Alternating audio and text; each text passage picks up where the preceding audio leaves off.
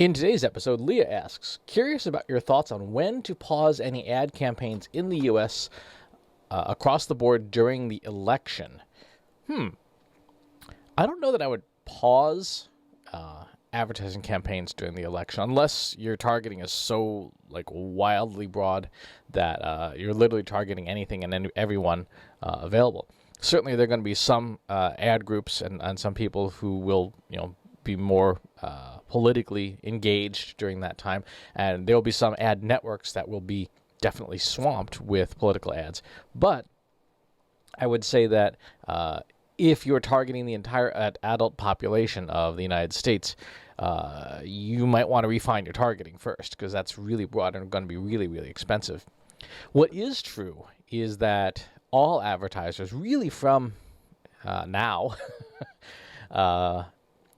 through the election, should be monitoring their performance very carefully, looking for ads that underperform, looking for ads that are not getting enough impressions, looking for ads that are spending too much above your targets if you don't have a fixed target price on your advertising. All those things are things that I would be watching very carefully, and not just because of the election, but, to quote every email we've gotten in the last 5 months, in these uncertain times, in this case is literally true. You have uncertainty all over the place.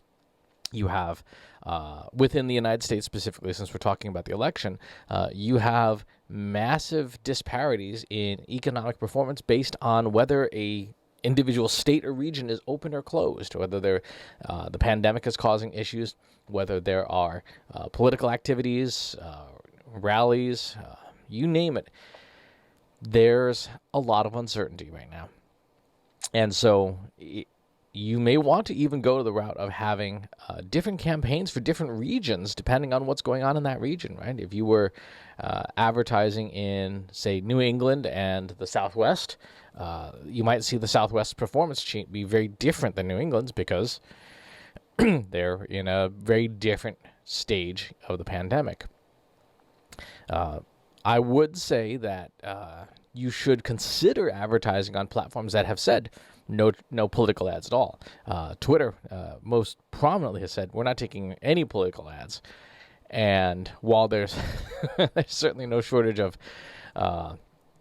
legitimate and illegitimate political activity on Twitter, it's all organically based. So you'll want to consider running ads on that platform, because you're not going to be competing with the political campaigns. With the understanding that you also want to be very careful about how you target, no matter what platform you're running on. You can bet that organizations and political action committees and all these things will be, running their most extreme partisan ads possible from now until the election. And depending on your brand and depending on your audience, there are some ads that you may not want to have appearing near content about, aliens, reptilian aliens running Washington, D.C., which apparently is a real thing that some people believe. You might not want your ads next to that. Just as much as a publisher may not want certain ads, an advertiser may not want certain publishers. So be very vigilant about where your ads appear, about which, for example, on Facebook, which groups you might want to exclude, on Google Ads, which websites you might want to exclude. Are there specific topics? Are there specific keywords?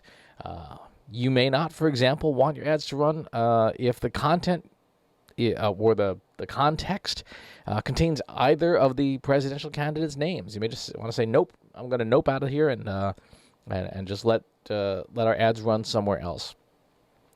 It's a good call to action to investigate your ad targeting anyway and refine it and improve it, and clean it up, tune it. These are all good things to do with your advertising. So I would say that's the approach I would take, rather than just going for a blanket pause. Again, depending on your organization too, you may or may not want to advertise on certain ad networks because of the political or social implications of doing so. There are any number of organizations that said, for example, they will not advertise on Facebook until Facebook fixes its disinformation problem and its inability to filter out clearly fake information.